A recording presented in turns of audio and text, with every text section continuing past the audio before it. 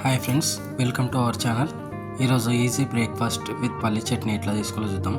ముందుగా టమాటా బాత్ కోసం టమాటా, పచ్చిమిర్చి, ఉల్లిపాయ, కరివేపాకు కట్ చేసుకొని పెట్టుకుందాం. సారీ ఫ్రెండ్స్, మధ్యలో ఒక క్లిప్ మిస్ అయింది. ముందుగా పోపు వేసుకోవాలి ఫ్రెండ్స్. పోపు కోసం ఆయిల్ వేసుకొని ఆయిల్లో కొద్దిగా ఆవాలు, శనగపప్పు, మినపప్పు, జీడిపప్పు కొద్దిగా వేగిన తర్వాత ఉల్లిపాయ, పచ్చిమిర్చి, కరివేపాకు వేసుకోవాలి ఫ్రెండ్స్. టమాటా వేసుకొని కొంచెం మగ్గించుకోవాలి ఫ్రెండ్స్. కొద్దిగా పసుపు వేసుకొని పక్కన అదే స్టవ్ మీద ఒకటేసారి చట్నీ కూడా ప్రిపేర్ చేసుకున్నాం సార్. ఆల్రెడీ నేను పల్లీల్ని కొద్దిగా ఆయిల్లో వేయించుకున్నాను ఫ్రెండ్స్. సో పచ్చిమిర్చి కూడా వేగిపోయింది.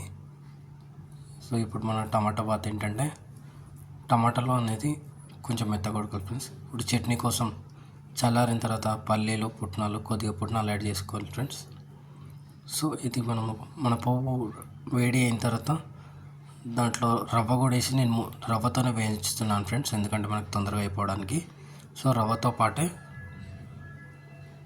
ఈ టమాటాలతో పోపుతో పాటే రవ్వ కూడా వేస్తున్నాను. పక్కన స్టవ్లో నీళ్ళు కూడా వేడి చేసుకుంటాను ఫ్రెండ్స్. ఒక గ్లాసు రవ్వకి 3-3.5 గ్లాసుల వాటర్. సో ఇప్పుడు చల్లారిపోయిన పల్లీలు, పచ్చిమిర్చి మిక్సీలో వేసి మనము గ్రైండ్ చేసుకుందాం ఫ్రెండ్స్.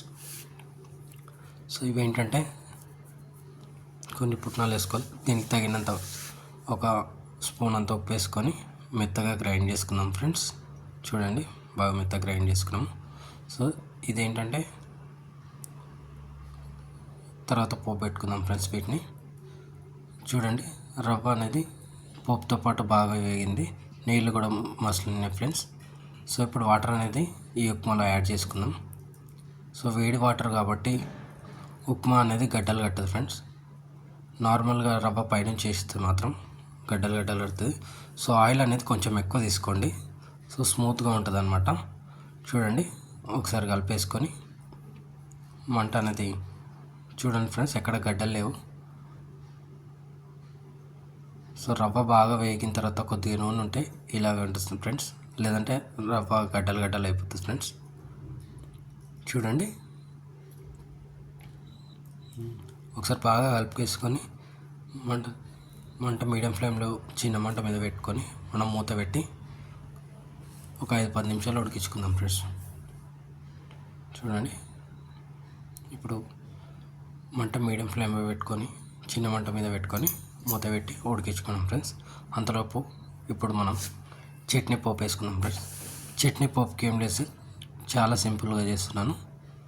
జస్ట్ స్టవ్ అంటించుకొని 2 ఇంగ్రీడియంట్స్ మనకి చట్నీ పోపు కోసం. సో కడాయి పెట్టుకొని కొద్దిగా ఆయిల్ వేసుకోవాలి. ఆ కడాయి నల్లగా ఉన్నది కాదు ఫ్రెండ్స్, మనం ఏంటంటే ఇంతకుముందు పచ్చిమిర్చి వేయించిన కడాయి అనమాట. దాంట్లో కొద్దిగా ఆవాలు, కరివేపాకు వేస్తుంది. సో ఇవి 2 అనమాట. కరివేపాకు వేసాను, అంతే అండి. ఈ పోపుని ఇప్పుడు మనం చట్నీలో కలిపేసుకుందాం, అంతే అండి. పోపులో మరి శనగపప్పు, మినపప్పు అవన్నీ మనకుండా జస్ట్ కరివేపాకు, ఆవాలు వేస్తే అది కూడా టేస్ట్ బాగుంటుంది ఫ్రెండ్స్. ఆల్రెడీ మన ఉప్మాలో అవన్నీ ఉంటాయి కాబట్టి నేను చట్నీ సింపుల్గా చేసినాను. సో చూడండి, ఉప్మా కూడా మనకి రెడీ అయిపోవచ్చింది.